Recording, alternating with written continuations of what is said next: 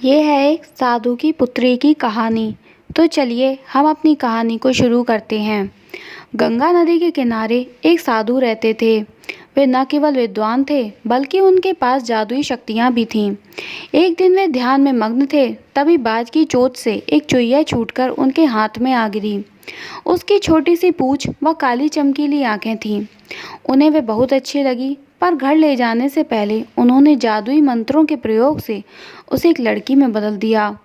वे उस लड़की को घर ले जाकर अपनी पत्नी से बोले कि तुम हमेशा से ही संतान चाहती थी ना, तो लो, आज से यही हमारी पुत्री है। इसे पूरी देखभाल व स्नेह से पालो। साधु की पत्नी भी अपनी पुत्री को देखकर प्रसन्न हो उठी। वह उसे राजकुमारी की तरह पालने लगी। साल बीतते गए, नन्ही लड़की एक सुंदर सी युवती बन गई। जब वह 18 वर्ष की हुई तो साधु व उसकी पत्नी उसके लिए वर तलाशने लगे। साधु ने कहा कि मेरी बिटिया का विवाह ऐसे व्यक्ति से होना चाहिए जो सबसे बड़ा हो। मेरे हिसाब से सूर्य ठीक रहेंगे। पत्नी ने भी हामी भरी। उन्होंने जादुई मंत्रों के प्रयोग से सूर्य को नीचे बुला लिया। उन्होंने उसे अपनी पुत्री से विवाह करने को कहा, पर पुत्री ने पहले ही मना कर दिया। वह बोली कि पिताजी, ये तो बहुत गर्म है, मैं उससे विवाह करूंगी जो उनसे भी बेहतर हो।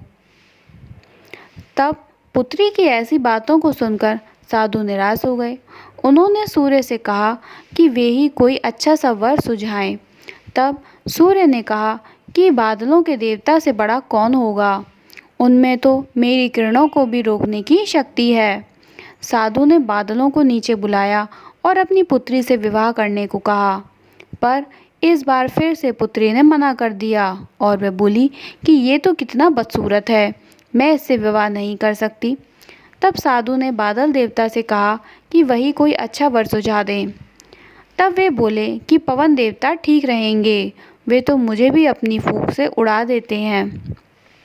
साधु ने पवन देवता को बुलाकर अपनी पुत्री से विवाह करने को कहा, लेकिन पुत्री ने फिर से इनकार कर दिया और वह बोली कि मैं इससे शादी नहीं करूंगी, ये तो कहीं टिकते ही नहीं हैं, हमेशा यहाँ वहाँ भागते रहते हैं।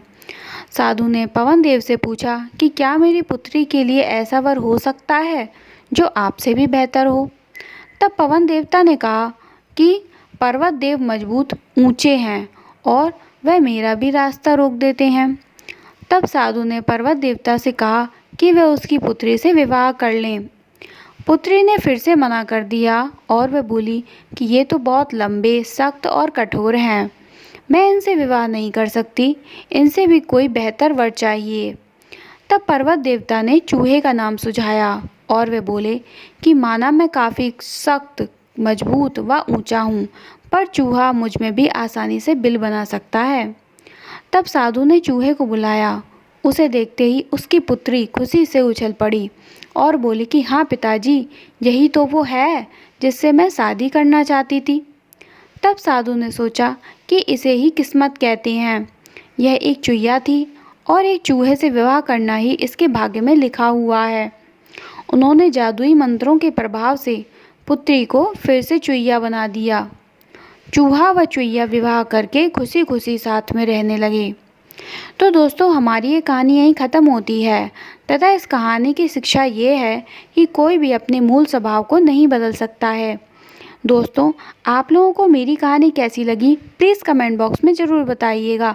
पसंद आई हो तो इसे लाइक करें, ज़्यादा से ज़्यादा लोगों में शेयर करें और हाँ, मेरे चैनल को ज़्यादा से ज़्यादा प्यार दुलार दें अपना और इसे ज़रूर सब्सक्राइब करें, जिससे मेरी और नई नई कहानियाँ जल्द से जल्द आप तक पहुँच सकें।